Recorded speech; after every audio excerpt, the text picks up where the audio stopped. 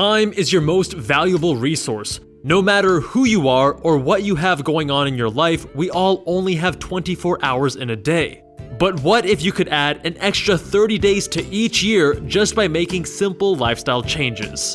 Dr. Jubal, MedSchoolInsiders.com. We may only have 24 hours a day, but we waste many of those hours on poor time management and indecision. In this video, we share 5 simple changes you can make to gain 950 hours back a year. That's a serious chunk of time, the equivalent of 39 extra days. And these are changes anyone can make starting right now. Let's get into it. First, simply keep your phone out of the bedroom when you go to bed so that it's not there when you wake up. This is something you can start tonight. Casual scrolling is not a bedtime story, and looking at messages right before bed will only clutter your mind when you're trying to get to sleep. Additionally, blue light at night suppresses your body's release of melatonin, which hinders your sleep. So even if you set your phone down, you'll still be lying in bed, staring at the ceiling, unable to fall asleep, which is a huge waste of time. In the morning, you don't need the stress of reading emails or checking the news first thing. Stick to your morning and night routines so that you can feel mindful, rested, and focused. Leaving your phone outside of your bedroom will gain you at least 15 minutes every morning. That's 1 hour and 45 minutes a week, which is 91 hours a year. Coupled with the 15 minutes you'll save before bed, that's another 91 hours for a total of 182 hours a year. Next, get your meals on autopilot. Plan your meals in advance and stick to that plan, or use a low-cost service. How many times do you open the fridge and wonder what to eat, or open Uber Eats only to browse for 20 minutes without ordering? If you eat with a roommate or partner, how much time is spent discussing and planning what to eat? You may not realize it, but making this decision day after day eats up so much time, pun intended, and it adds up. Instead, get consistent with your eating. Pick a few meals you like that are healthy and easy to prepare and rotate through those. Slow cookers and air fryers are game changers for cooking. The air fryer makes simple, healthy meals in minutes. A slow cooker allows you to throw everything into a pot in the morning and leave it for a deliciously slow-cooked meal that's ready to eat by dinner time. If you crave more excitement from your cooking, sign up for a low-cost meal service. If you enjoy cooking and find it to be a relaxing or restorative activity, still take the time to cook, but plan what you'll make in advance so you don't lose any time on decision-making.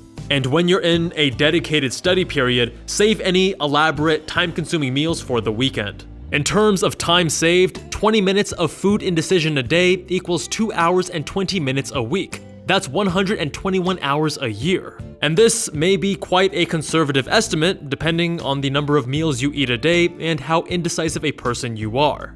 Third, cut down your TV and media consumption. We're not going to demand that you cut out all TV, movies, and YouTube entirely, though that may be a habit that's healthy for you to quit. Ali Abdaal swears by only ever watching TV or movies when he's with other people to cut down on screen time, which also has the added benefit of encouraging more social interaction in his life. But what if you cut your current consumption by half? We've seen daily TV watching estimates as high as 4 hours for the average American. But we'll give you the benefit of the doubt as a busy student. Let's say you only watch 2 hours of television or media a day. Cutting that down by half is 1 hour of time gained back every day. And if you are the average person when it comes to media consumption, cutting down by just 1 hour still leaves 2 to 3 hours a day of TV time. Prioritize what you want to watch most. Cut out anything you don't like or are just passively watching. And don't kid yourself that you're getting work done or studying when you passively watch TV in the background. Multitasking in this way is one of the worst study strategies. Check out our video ranking the top 9 worst study strategies, link in the description. That said, there are times when multitasking is effective, and this may be the ideal time for you to watch TV. More on that next. For time saving, 1 hour a day equals 7 hours a week, which is 365 hours a year. Fourth is multitasking, which gets a bad rap because it's misunderstood. But we multitask effectively all the time when pairing a non-automatic task with an automatic one, like walking while talking to someone or breathing while doing, well, pretty much anything. People often pair 2 or more non-automatic tasks concurrently, which is when multitasking becomes ineffective. Instead, you need to pair an automatic task with a non-automatic task. For example, combine going for a walk with talking on the phone. Stretch or do mobility work while watching TV. Fold laundry while listening to podcasts or lectures. Complete practice problems while taking the bus or waiting in line. Cook while watching YouTube in the background. We've spoken about downtime optimization a great deal on the channel, so I don't want to be repetitive, but it is important. When you need a break from studying, do something that relaxes your mind but is still something you have to do anyway, such as eating, exercising, getting groceries, laundry, or other relatively mindless chores. This enables you to still be productive while giving your brain the break it needs to function optimally. Instead of spending an hour stretching and exercising and then spending another hour watching TV, combine the activities to save you an hour. Instead of waiting on hold with the bank and staring at a wall, fold some laundry or go for a walk. What you absolutely don't want to do is pair two non-automatic tasks like watching TV while studying or listening to lectures while trying to follow a recipe. Multitasking correctly can save you loads of time. Again, we'll be conservative and say you can save at least 30 minutes a day by combining an automatic task with a non-automatic one. That's 3.5 hours a week, equaling 182 hours in a year. Lastly, buy your time back. I completely understand that paying for house cleaning isn't within everyone's budget, but it's not as far out of your reach as you might think, especially if you live with roommates. You have to calculate what that time is worth to you and how much you dislike the task. If you're always putting off cleaning, living in a stressful, untidy environment, and arguing with housemates over cleaning chores, it may be worthwhile to hire a cleaning service twice a month.